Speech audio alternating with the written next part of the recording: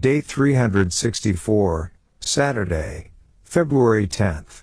1 Kings 4, Psalm 72 and Psalm 127. 1 Kings 4 1-34 NKJV. So King Solomon was king over all Israel. And these were his officials: Azariah the son of Zadok, the priest, Elihoreph and Ahijah, the sons of Shisha, scribes, Jehoshaphat the son of Ahilud, the recorder, Benaiah the son of Jehoiada, over the army, Zadok and Abiathar, the priests, Azariah the son of Nathan, over the officers, Zabad the son of Nathan, a priest and the king's friend, Ahishar, over the household, and Adoniram the son of Abda, over the labor force. And Solomon had 12 governors over all Israel, who provided food for the king and his household. Each one made provision for 1 month of the year. These are their names: Ben-Hur, in the mountains of Ephraim; Ben-Deker, in Makaz; Shalbim, Beth-Shemesh, and Elon Beth-Hanan; Ben-Hesed, in Arubbath. To him belonged Socoh and all the land of Hepher; Ben-Abinadab, in all the regions of Dor. He had Tephath the daughter of Solomon as wife; Bana the son of Ahilud, in Tanakh, Megiddo, and all Beth-Shean, which is beside Zaretan below Jezreel, from Beth-Shean to Abel-Meholah, as far as the other side of Jokneam; Ben-Geber, in Ramoth-Gilead. To him belonged the towns of Yair the son of Manasseh, in Gilead.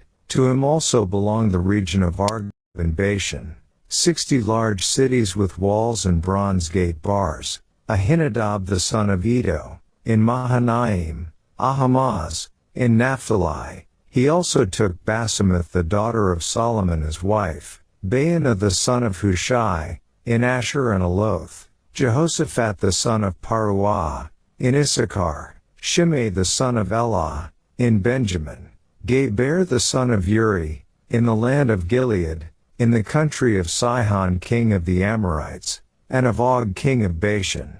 He was the only governor who was in the land. Judah and Israel were as numerous as the sand by the sea in multitude, eating and drinking and rejoicing. So Solomon reigned over all kingdoms from the river to the land of the Philistines, as far as the border of Egypt. They brought tribute and served Solomon all the days of his life. Now Solomon's provision for 1 day was 30 cors of fine flour, 60 cors of meal, 10 fatted oxen, 20 oxen from the pastures, and 100 sheep, besides deer, gazelles, roebucks, and fatted fowl. For he had dominion over all the region on this side of the river from Tiphsah even to Gaza, namely over all the kings on this side of the river. And he had peace on every side all around him. And Judah and Israel dwelt safely, each man under his vine and his fig tree, from Dan as far as Beersheba, all the days of Solomon. Solomon had 40,000 stalls of horses for his chariots, and 12,000 horsemen. And these governors, each man in his month, provided food for King Solomon and for all who came to King Solomon's table. There was no lack in their supply. They also brought barley and straw to the proper place, for the horses and steeds, each man according to his charge. And God gave Solomon wisdom and exceedingly great understanding, and largeness of heart like the sand on the seashore. Thus Solomon's wisdom excelled the wisdom of all the men of the east and all the wisdom of Egypt. For he was wiser than all men, than Ethan the Ezrahite, and Haman, Chalcol, and Darda, the sons of Mahal, and his fame was in all the surrounding nations. He spoke 3,000 proverbs, and his songs were 1,005. Also he spoke of trees, from the cedar tree of Lebanon even to the hyssop that springs out of the wall. He spoke also of animals, of birds, of creeping things, and of fish, and men of all nations, from all the kings of the earth who had heard of his wisdom, came to hear the wisdom of Solomon. Psalm 72 1-20 NKJV. A Psalm of Solomon. Give the king your judgments, O God, and your righteousness to the king's son. He will judge your people with righteousness, and your poor with justice. The mountains will bring peace to the people, and the little hills, by righteousness. He will bring justice to the poor of the people. He will save the children of the needy, and will break in pieces the oppressor. They shall fear you as long as the sun and moon endure, throughout all generations. He shall come down like rain upon the grass before mowing, like showers that water the earth. In his days the righteous shall flourish, and abundance of peace, until the moon is no more. He shall have dominion also from sea to sea, and from the river to the ends of the earth. Those who dwell in the wilderness will bow before him, and his enemies will lick the dust. The kings of Tarshish and of the isles will bring presents. The kings of Sheba and Saba will offer gifts. Yes, all kings shall fall down before him. All nations shall serve him. For he will deliver the needy when he cries, the poor also, and him who has no helper. He will spare the poor and needy, and will save the souls of the needy. He will redeem their life from oppression and violence, and precious shall be their blood in his sight. And he shall live, and the gold of Sheba will be given to him. Prayer also will be made for him continually, and daily he shall be praised. There will be an abundance of grain in the earth, on the top of the mountains. Its fruit shall wave like Lebanon, and those of the city shall flourish like grass of the earth. His name shall endure forever. His name shall continue as long as the sun. And men shall be blessed in him. All nations shall call him blessed. Blessed be the Lord God, the God of Israel, who only does wondrous things. And blessed be his glorious name forever. And let the whole earth be filled with his glory. Amen and amen. The prayers of David the son of Jesse are ended. Psalms 127 1-5 NKJV. A Song of Ascents, of Solomon. Unless the Lord builds the house, they labor in vain who build it. Unless the Lord guards the city, the watchman stays awake in vain. It is vain for you to rise up early, to sit up late, to eat the bread of sorrows, for so he gives his beloved sleep. Behold, children are a heritage from the Lord, the fruit of the womb is a reward. Like arrows in the hand of a warrior, so are the children of one's youth. Happy is the man who has his quiver full of them. They shall not be ashamed, but shall speak with their enemies in the gate. Daily Deep Dive. 1 Kings 4. The UCG reading program states, Solomon has a special group of district officers who arrange for food for the king and his large and growing household. See 1 Kings 11:3. Two of these district officers become part of the family by marrying Solomon's daughters. 1 Kings 4:11. 1 Kings 4:15. The provisions described here would have fed some 4,000 to 5,000 people, though some estimates run as many as 14,000. The figures suggest Solomon developed a large, complex bureaucracy, and the land was wealthy enough to support it. Bible Reader's Companion. Note on verses 20-23. Solomon's wisdom is not confined to discernment and judgment. He is also known throughout the world of his day for his proverbs and songs, a number of which are preserved as part of the scriptures, and he develops a keen knowledge in the sciences. To say that Solomon named, 1 Kings 4:33, NIV, described, plants and animals means that he mastered zoology and biology. Note on verses 29-34.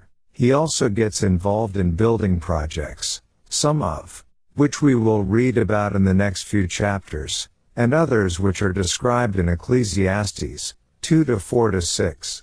With the peaceful reign of Solomon underway, Judah and Israel flourish with population growth and good times. The general peace and prosperity brought about by God were a type of conditions the whole world will experience when Jesus Christ returns and rules the earth. 1 Kings 4:20-25. See Micah 4:4. And, verse 29. This verse tells us that God gave Solomon largeness of heart. Albert Barnes states what we call great capacity. The JFB commentary states, that is, high powers of mind, great capacity for receiving, as well as aptitude for communicating knowledge. The Cambridge Bible Commentary adds, "By this is meant a comprehensive, powerful mind capable of grasping the knowledge of many and difficult subjects, poetry, philosophy, natural history in its various branches. He was master of them all." Psalm 72. The UCG reading program states, Psalm 72 is the last psalm in Book 2 of the Psalter. At its end appear the words, "The prayers of David the son of Jesse are ended," apparently closing the collection of David's psalms in Books 1 and 2 as of the time this note was appended. Other psalms of David do appear in later books. Psalm 72 concerns the reign of a succeeding king, the king's son, verse 1. The superscription says of Solomon, which could mean, as with Psalm 127, the only other psalm bearing his name, that Solomon wrote it. Yet, because of the appended note about the prayers of David, many feel that David wrote Psalm 72 about or for Solomon. The Greek Septuagint translation has "ice," meaning to or for. As pointed out in the Beyond Today Bible Commentary's introduction to Psalms, it could be that Solomon wrote it prior to David's death and that David included it in his own collection.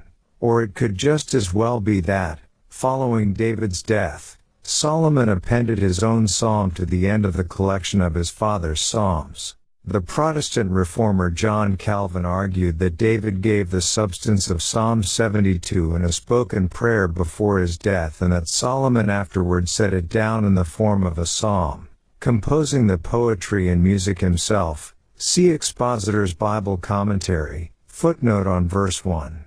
It would thus be a prayer of David but a psalm of Solomon. In any case, Psalm 72 was probably also used by the nation as a prayer for later kings in David's line. Yet it should be clear from reading this remarkable psalm that it is not the reign of Solomon or any merely human king that is primarily in view here. Rather, Psalm 72 concerns the reign of the ultimate Son of David, who is also the Son of the Almighty King, God. As the Nelson Study Bible comments, this psalm is intensely messianic, speaking in ideal terms of the coming of the great King, who will establish this glorious reign. Note on Psalm 72. Indeed, as pointed out in prior comments, we should notice again a most interesting pattern of arrangement in Book 2 of the Psalter. Book 2 begins with a cluster of lamenting prayers to God for help against enemies, Psalms 42 to 44. Figurative of the suffering of Jesus Christ at his first coming, followed by a psalm about the Messiah's marriage to his bride at the beginning of his glorious reign at his second coming, Psalm 45. Likewise, the book ends with a cluster of lamenting pleas for God's help against enemies, which expressly relate to the Messiah's sufferings in his first coming, Psalm 69 to 71. Followed by a psalm that portrays Christ's majestic reign when he comes again, Psalm 72. Realize also that David himself, whose grief in the lamenting psalms foreshadowed Christ's own, will himself be raised to rule with Christ as king over Israel at that time. Moreover, all Christ's followers should also see in these psalms that our own suffering for his sake today will be followed by our future glory when we are at last raised to reign with him in his kingdom. Verse 3 says that during the king's reign the mountains and hills will bring forth peace by righteousness. On one level this may concern productivity. The Hebrew word for peace, shalom, means more than absence of war. It concerns perfect contentment and happiness and may connote prosperity. Mountains and hills are not typically fertile areas, but blessing will flow even from them. Compare Joel 3:18, Amos 9:13. Yet mountains and hills can also be figurative of great and small nations, and that may be intended here as well, considering the universal reign of this king, as later described. The verse would then entail all peoples learning God's way, resulting in world peace. The reign of Solomon, whose name meant peace, was a time of peace and prosperity, yet it was only a small foretaste of the peace and prosperity of the kingdom to come. The king will be feared, denoting an expression of wonder, awe, reverence, worship, and obedience. Nelson Study Bible, note on Psalm 72 5-7. And this for as long as the sun and moon exist, throughout all generations. Verse 5. Righteousness and abundant peace would flourish during his reign until the moon is no more. Verse 7. Clearly this did not concern merely Solomon's earthly reign. Again, the kingdom of the immortal Messiah is primarily intended. The Messiah's coming is as the gentle rains too. Bring forth righteousness and peace. Verse 6. Compare Hosea 6:3, Hosea 10:12, Isaiah 55:10-11. Isaiah states, "Of the increase of his government and peace there will be no end." Hosea 9:7. The king's dominion, Psalm 72:8 tells us, will extend from sea to sea, and from the river to the ends of the earth. The expression the river typically denotes the Euphrates River, the northern boundary God promised for the promised land, as it was during Solomon's reign. Sea to sea might then appear to represent the east-west boundaries of the land of Israel, from the Dead to the Mediterranean Sea. However, since the dominion extends to the ends of the earth, sea to sea could have a much broader meaning. Solomon did experience the royalty of other lands, including Sheba, presenting him with gifts, as described in verse 10, see also verse 15. But he did not experience the fulfillment of verse 11, which says that all kings would fall down before the great king and that all nations would serve him. This will only happen following the return of Jesus Christ. Verses 12-14 expand on the important theme introduced in verses 2 and 4, bringing justice to the lowly and needy, saving them from those who oppress them. Indeed, verse 12 seems to imply that this is part of the reason nations will choose to serve him. The little word, "for" at the beginning of verse 12, directs our look back at the prediction. All kings will bow down to him. v. 11. What makes the rule of this king so special? Simply that he is dedicated to save the needy and rescue the oppressed. He has God's own compassion and the power to act on others' behalf. These verses forever change our notion of rule. The central issue of rule is not the power to use others, but the willingness to serve them. Lawrence Richards, The Bible Reader's Companion, note on verses 12-14. The statement "precious is their blood in his sight," verse 14, does not mean the king desires their deaths. Just the opposite. This phrase should be seen as the reason that he saves people from violence, as mentioned immediately before in the verse. Their blood is what sustains their lives, Leviticus 17:14, and it is their lives that are precious to him. For similar wording, see 2 Kings 1:13-14. In short, the king will not look on human life as cheap, as so many cruel despots throughout history have done.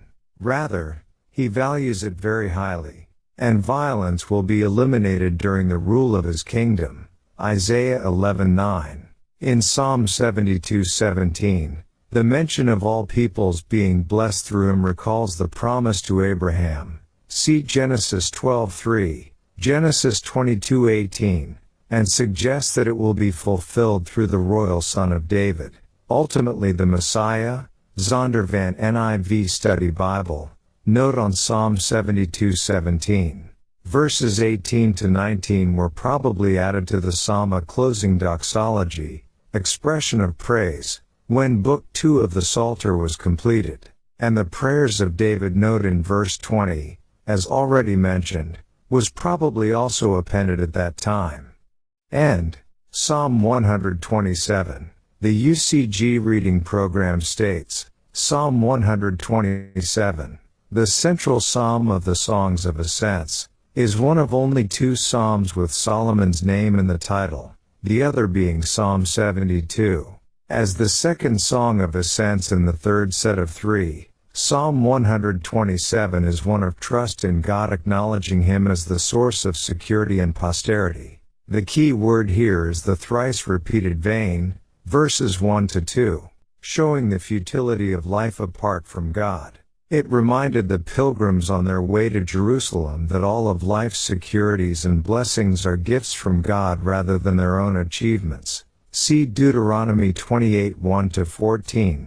Compare 8:10-18, Zondervan NIV Study Bible. Note on Psalm 127. The building of the house in verse 1 perhaps calls to mind the work that Solomon did on building God's house, the temple, as well as his own house or royal palace and other great building projects in Jerusalem and throughout the land of Israel. Yet the meaning of house here could also signify a family on which the latter part of the psalm concentrates. It could even mean a nation, a family grown large, such as the whole house of Israel or house of Judah. Moreover, God had promised David an enduring house, meaning his royal dynasty, Solomon himself being the first successor. In building a house of any sort, the idea is to provide shelter or protection, promote community or family within, and ensure perpetuity. Yet without God's involvement, such building is ultimately wasted effort, for only He can give true and lasting security, belonging, and permanence. If God is not the one doing the safeguarding, as verse 1 shows in the example of city watchmen, there is no guarantee of safety. Furthermore, apart from God, working from early morning to late at night to make ends meet is an uncertain venture, the earned sustenance being accompanied by the anguish of life's worries. Conversely, God's vigilant care for His people who trust Him frees them from restlessness and allows them the blessing of peaceful slumber. Verse 2, Psalm 128:2. Compare Matthew 6:28-34. God is the one who perpetuates home and family through His overseeing care and, as related in the song's second stanza, through the miracle of childbirth. Children are, in fact, His gifts and inheritance and blessing from Him. Psalm 127:3. Compare Psalm 128:3. They build and bring joy to a family. They help with family responsibilities. They guard against loneliness and abandonment in old age. They perpetuate and bring honor to the family name.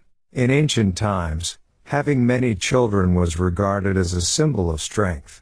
This was particularly true in an agricultural economy, since the extra hands of children increased the productivity of the farmer. Nelson Study Bible.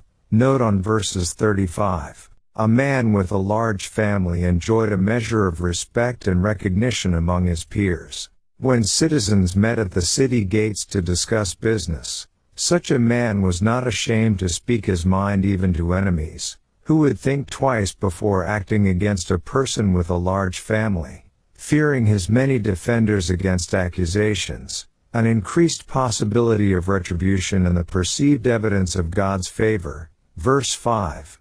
The blessing of family, a theme carried over into the next psalm, is an important focus of the annual festivals of God, during which the songs of ascent were sung.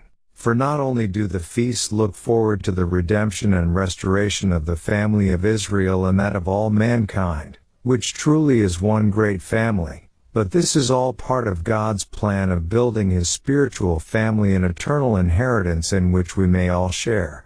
And, verse 2, John Gill Commentary states, a description of an industrious and laborious person, who takes great pains to get a livelihood, or increase his substance. See PSA_104-23, which, yet, as in the former instances, depends upon the blessing of divine providence. Pro_10-4.